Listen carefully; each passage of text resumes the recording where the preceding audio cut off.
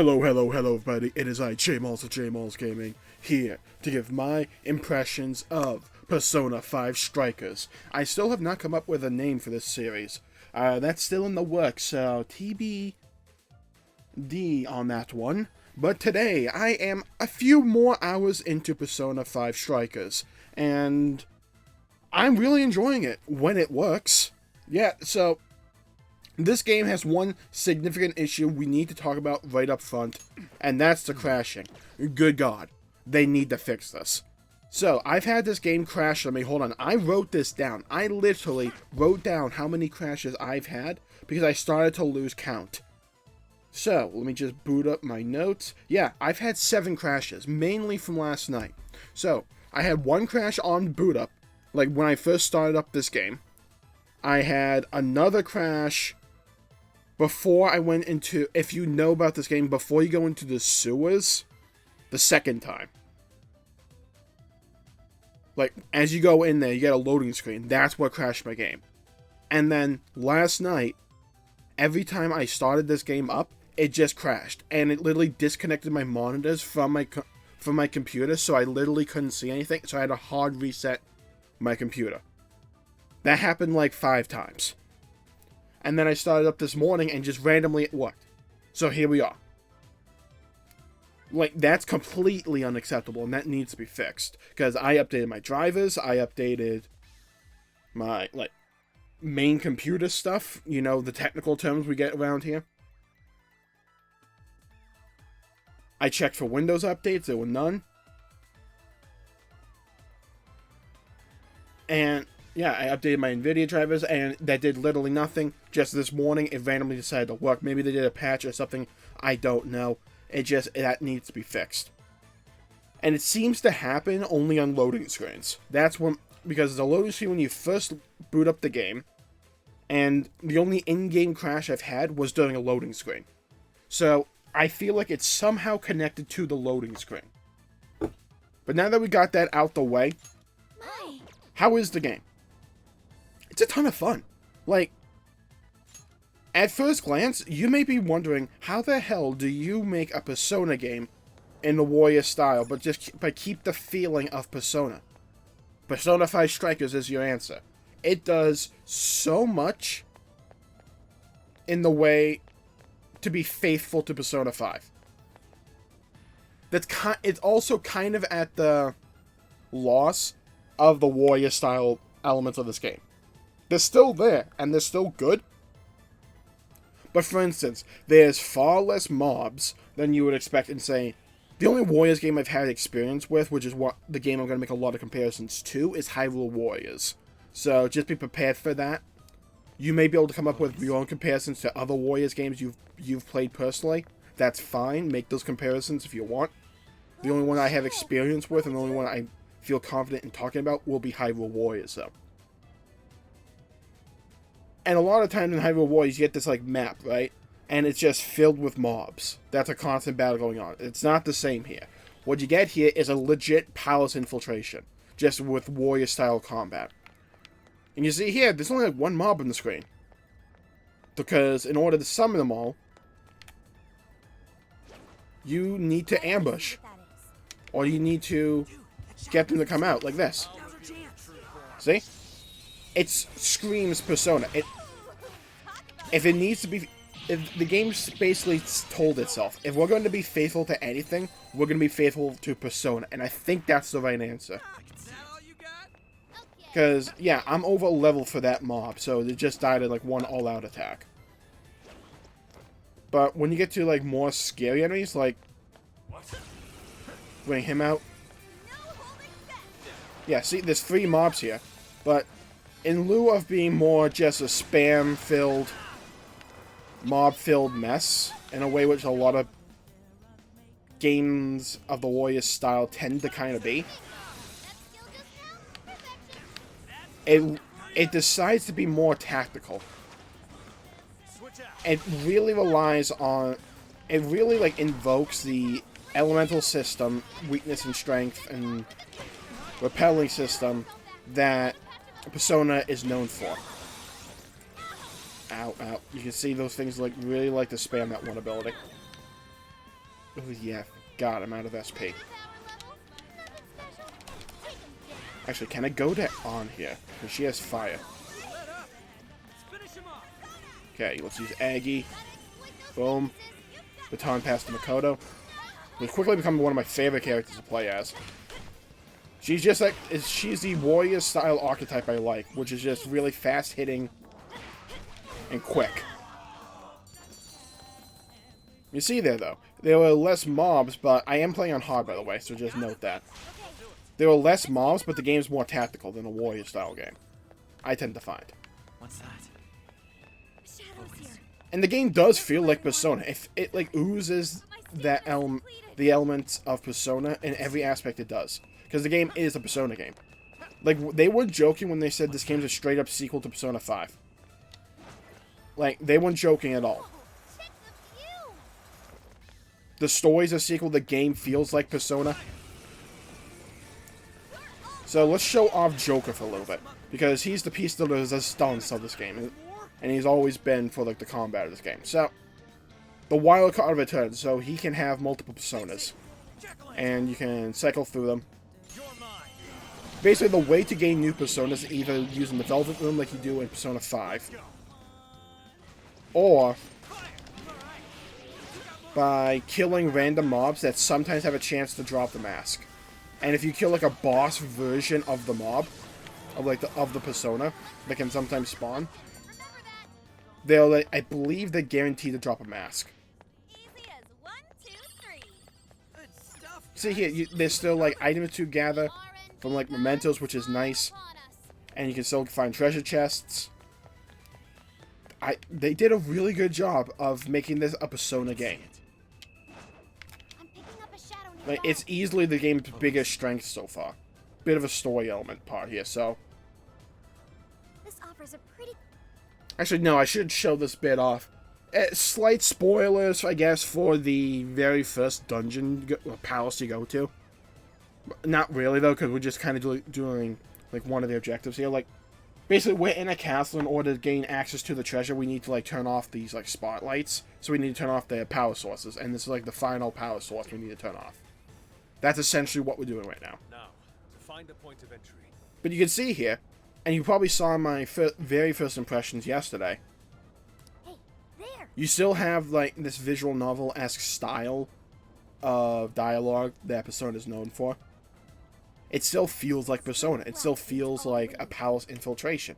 We could slide down it to get over there. And they introduced some pretty cool things in this game as well with the infiltration aspect. Like, there's zip lines now. Not zip lines, but like wires you glide across. Would that tighten it up? You know, that could work. Let's head over there and check it out. There's still dialogue choices. It's really good. Well, failed that. So, yeah, you can see here, if they get the drop on you, you still have security levels to deal with. The gun returns, which is cool. Some mobs are weak to gun, which just kind of sounds funny to say. What do I use? Bring our sun out. I will say this though, on hard mode, I'm like, I never want to use physical abilities. Like, which is kind of funny because that's the opposite of me in turn-based Persona. I always use physical abilities most of the time. But in this game, I'm like, I just really don't want to. Alright, so we'll support one of Oracle's special support skills. This can grant Kaja-type buffs, HP recovery, and SP recovery, thank God, among other beneficial effects. This was over before it began. So, Good job, everyone. yeah, you may have just seen from there, we have a new party member already. So, there's a new member of the Phantom Thieves. Her name is Sophie. I'm not going to go into the spoiler elements of her character, but she's pretty cool. You can see here her persona's name is Pithos. And I'm assuming that they're going to have some kind of reveal for these names. But it's essentially, she essentially uses light-based abilities. And she has a heal. And her what's it called? Her weapon's a yo-yo. She's alright to play. When you play as her, she has this mechanic where if you are able to grab the yo-yo at the perfect timing, it gives like a damage buff or something. It's kind of cool. So if you like that style, that's probably going to be a character you want to have in a party. I'm personally rocking, just for like elemental resistances, I have Joker, Ryuji, An, and Makoto.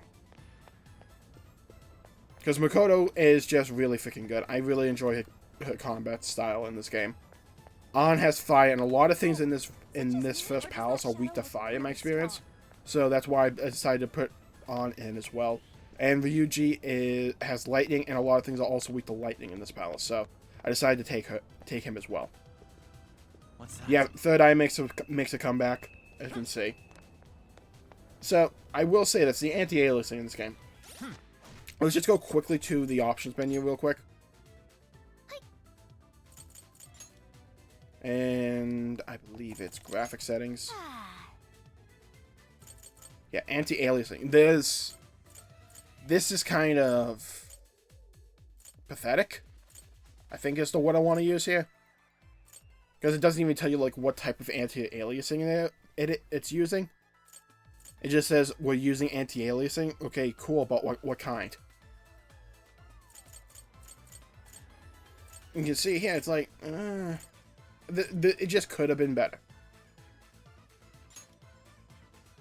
So let's just turn that off and see what that looks like.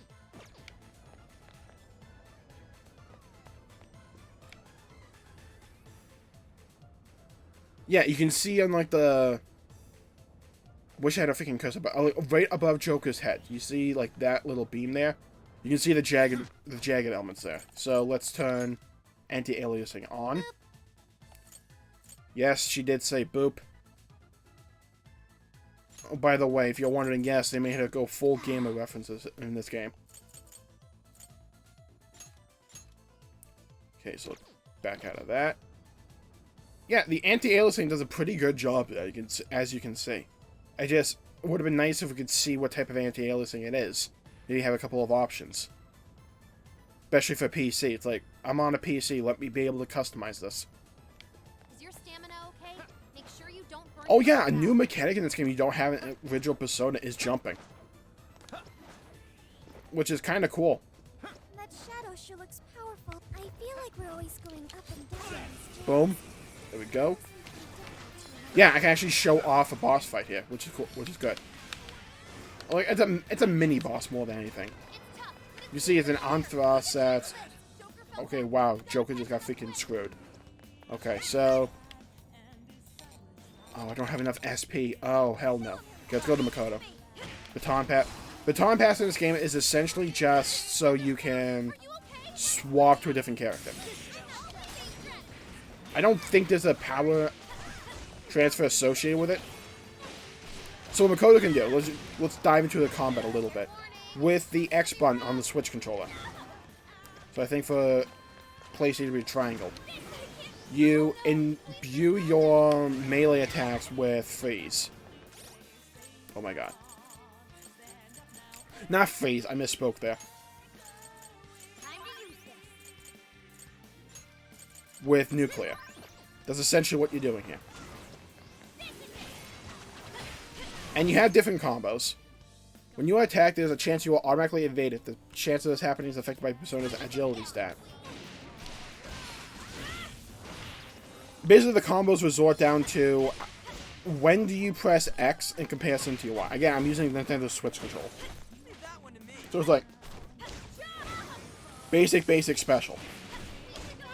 Like, at what point in your attack combo do you hit the special button? And you'll do different things depending upon what you hit. Boom, he died, and you saw the mask drop. I already have Andros.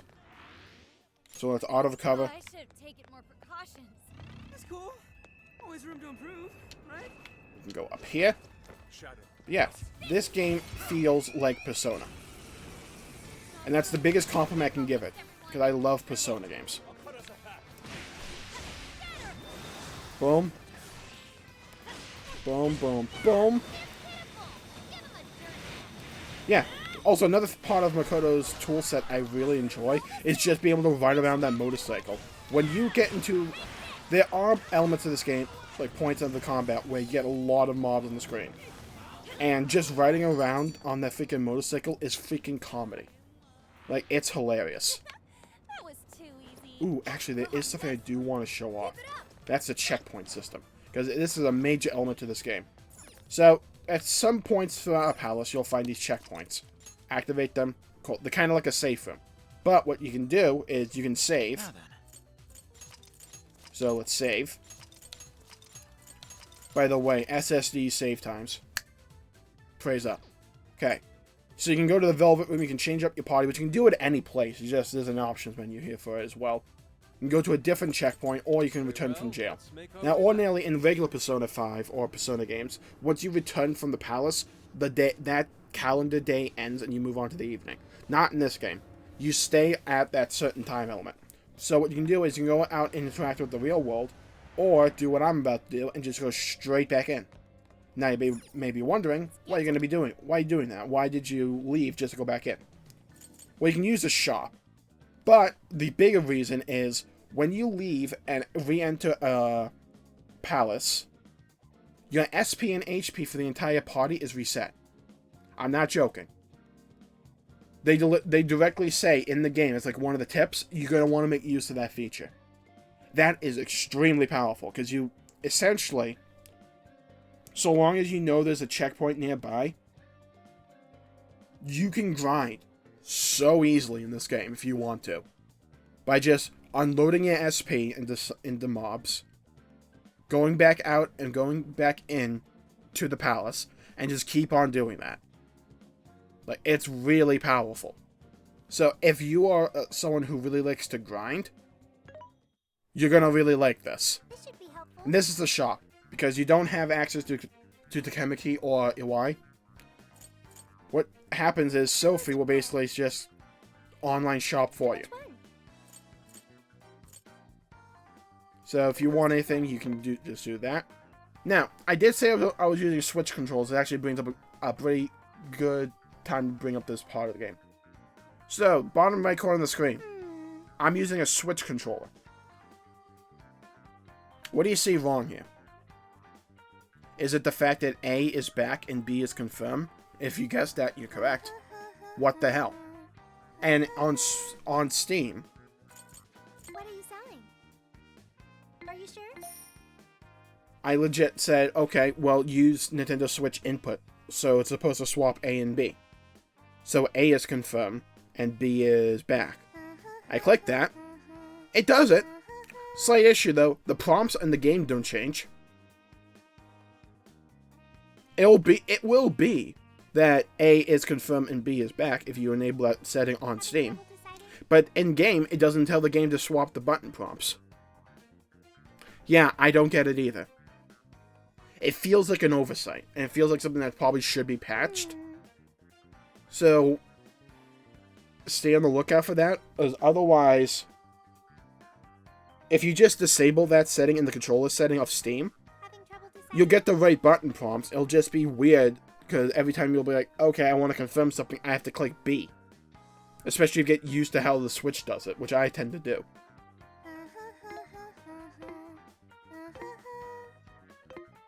Okay, so let's go back into the jail. Okay. And you're going to see what I'm talking about with this whole resetting the HP and SP thing.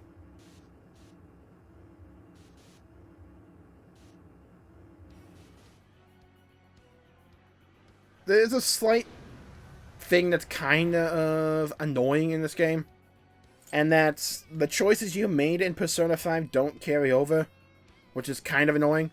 Like, when you first start up and you get back into the combat, everyone has to, like, the basic level 1 base persona. And it's like, well, what the hell? I maxed all these confidants in the original game.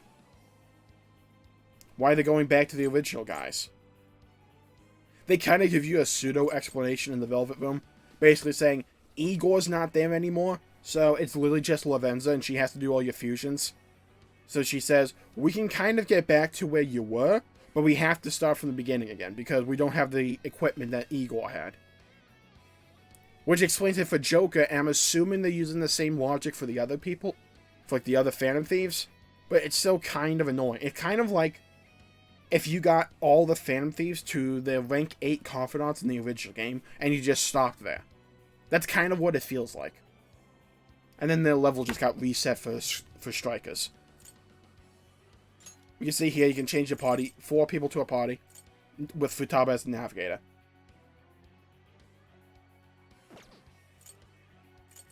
We can go to the actually, let's go to the Velvet Room a little, so I can show this off a little. Welcome to the Velvet Yeah, you can see Igor's not there, and it's just Lavenza. But you have essentially the same things here. So we can register our personas. Yeah, just the higher ones. So I have these personas already registered at a higher level, but I got new ones because I fused them. So they're lower than the ones I've already have registered. So it's nice that the game has an option to say, yeah, just do the higher level personas. So yeah, I have quite a few personas. You can enhance personas with this new resource you have called PP. I don't know what the hell that means. But essentially, let's just take Arsene here. Let's level him up. And say I want to get him to level 12. It's going to take that much PP to level him up to level 12. To get him up to me. I don't know if I want to do that. Personally. Because if you remember in the original game, Arsene's not that good. He's good for a little bit. I tend to use him longer than a lot of people do. But he kind of overstays his welcome after a while. And he has two weaknesses here. Ice and Bless. Bless is not that bad, but in the first palace, there's a lot of things that... There's a mob there, the Silky, that uses ice attacks. So if you don't dodge them, you're knocked down there.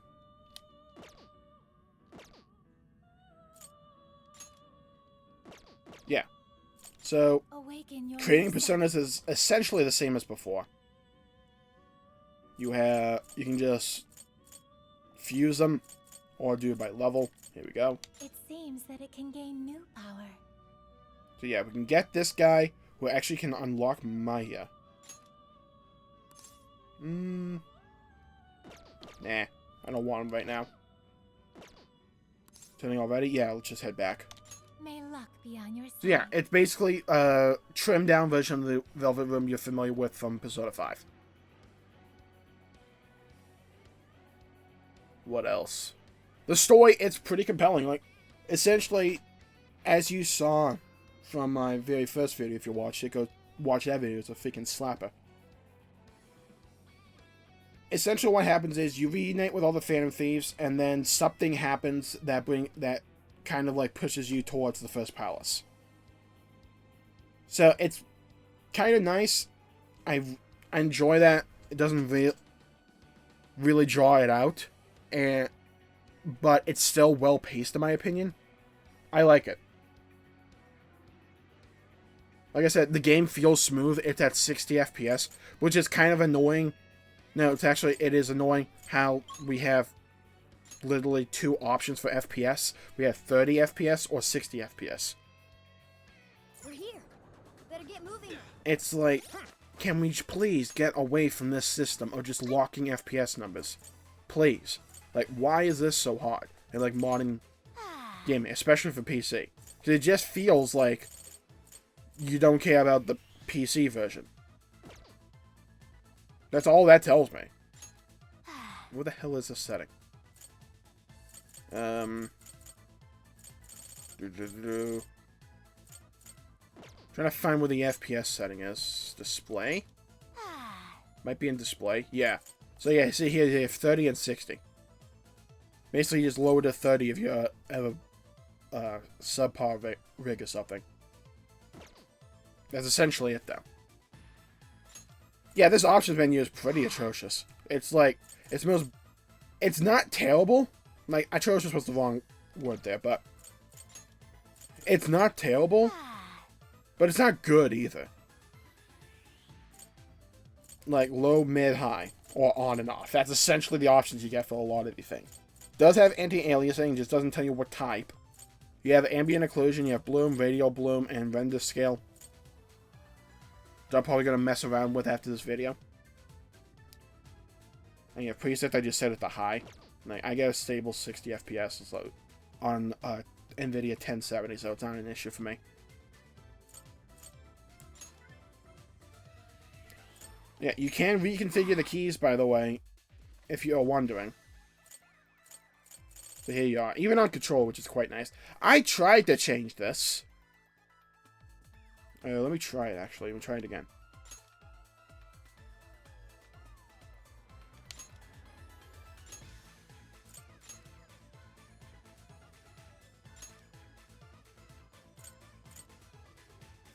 Okay.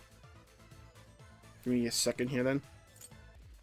So yeah, if you want to get your keybinds the way a Nintendo Switch tends to do it, with A being confirmed and B being like cancel and things, you can do that. You just have to remap them here. So the way to do it, as I'll probably put this in the description as well, you have to make sure that Steam has it so the Nintendo Switch buttons aren't inversed to be like the Switch. Then in game you have to remap, which can be found in the options, in config, and then down in key configuration, and then go over to gamepad right here. Then just go down until you get the system right here. The rest of it tends to be fine, like Y being standard attack, X being special, A being phantom dash, and B being jump is kind of fine for me. I don't mind that, so I'm going to keep that. But yeah. So, we also need to talk about a couple of things. So, equip. Yo. Kind of basic. It's just your standard melee weapon, protector, and accessory. You do not have a ranged weapon here either. So, just be mindful of that. You don't really need to be mindful, actually, but it's just something to be in mind. And then here's the big one. Bonds. So, as you fight with your party members, and I think interact with them in the real world, though I haven't unlocked that yet, you'll gain bond, which gives you bond points that you can spend here for various effects, like more HP, more SP. I put quite a few into strength for more strength. You can get magic, endurance, agility, luck for basic stats. You can pass appeal after performing a baton pass. The showtime gauge will fill faster for showtime attacks, which is essentially you build up a gauge for a big attack. And then you hit X and A. That's essentially what it is. Oracle recovery restores HP and SP to all party members at end of battle. It costs 15 points, so that's going to be quite hard to get. There's still a lot of them unlocked here. Unlocked. Increased chance for masks to manifest. If you really want to get a lot of masks, you can do that here. Ambusher restores HP to all party members after a successful ambush. Smart shoppers score better deals at Sophia's shop. And you can sometimes get like limited sales where some things are just like on sale. So I got that as well. Metaverse Medic increases the effects of healing items. I only put one into all of these. And you have Bond Maker, which means bond level will increase more quickly, which I kind of feel like is smarter long term, and it's probably something I'm going to invest in from now on. Highwayman increased chance to obtain items at end of battle or money with Extortionist, and then Safecracker allows more difficult chests to be picked open. Essentially what this means is that some chests will not open depending upon the security level of the palace you're in. Just jump out and back in. Some chests might respawn, but the security level will reset. So I kind of feel like that's a skill done to dump points in if you don't care about points, if you have extra. The only other main point of criticism I have right now is that ambushing kind of feels a little bit clunky. Besides that time.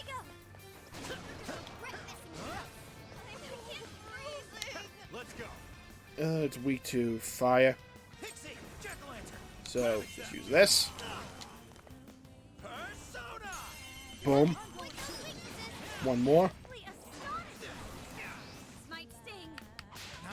Yeah, you can have Harrison recovery, by the way, to undo status effects, which is nice. But yeah, that's essentially the game so far. Those are kind of my impressions. I'm really liking the story. It feels like Persona 5 again.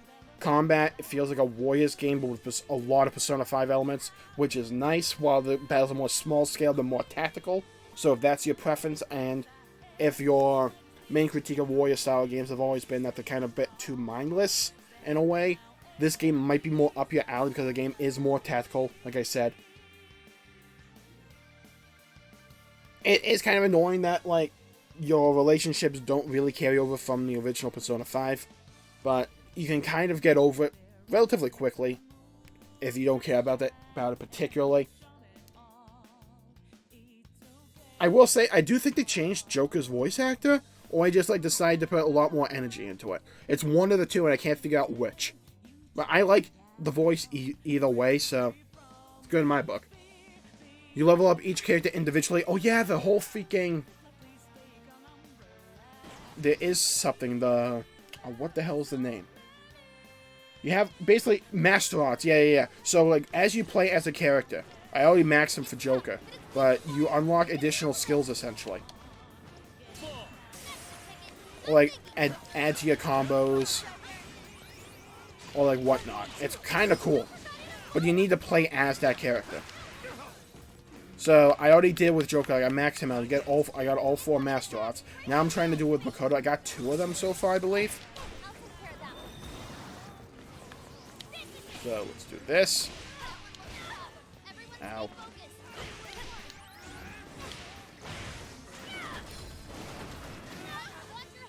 Yeah, she actually has a bit of a combo there.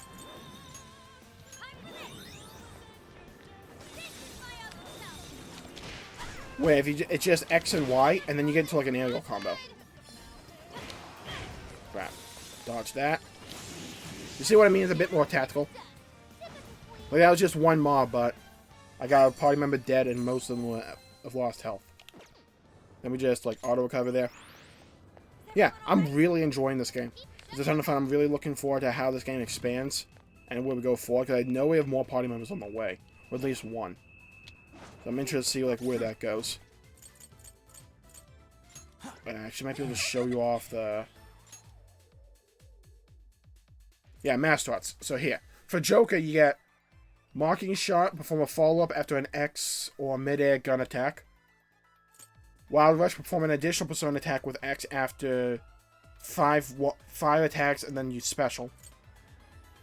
Special attacks won't consume ammo, and press Special Attack after certain attacks to perform an additional 3-shot attack.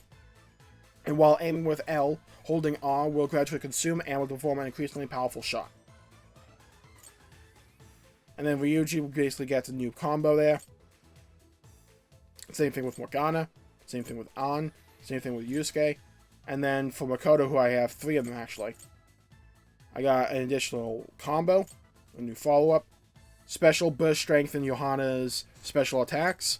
Burst strengthens melee special attacks. And then triggering a 1 more or follow-ups automatically activates Burst. Boom. So yeah, it's cool how the more you play a character, the better they become. I'm a bit concerned that it's kind of standard with RPGs now, though. But as you can see, I haven't played Yusuke or Haru much, or much of Sophia, or much of Morgana. But the others are level 12. So I'm wondering if there's like a Mishima X Confidant thing to where I can get it so all my party members gain XP as well. I would kind of like that, so you don't have to like, I don't feel like if I want to go to a different party member, I have to like regrind them or something. But yeah, I'm really enjoying the game so far. It's a lot of fun. It has some of it. It still has some issues. Some of them are some of them more technical, like I said, with the whole crashing system, and a pretty subpar, yet I would say solidly mediocre options menu. Yeah, this game is pretty good. I'm enjoying it. The graphics for like the overworld do feel kind of like a downgrade from Persona 5, which is weird because this game's on PC compared to the PlayStation, but again, you kind of get over it. So, thank you all for tuning in. My pleasure for making the video. If you enjoyed it, please leave a like and subscribe if you like the video and you'll want to see more content. I know I would appreciate it. Stay safe out there. Have a great day, and I'll see you all next time. Bye-bye, everybody.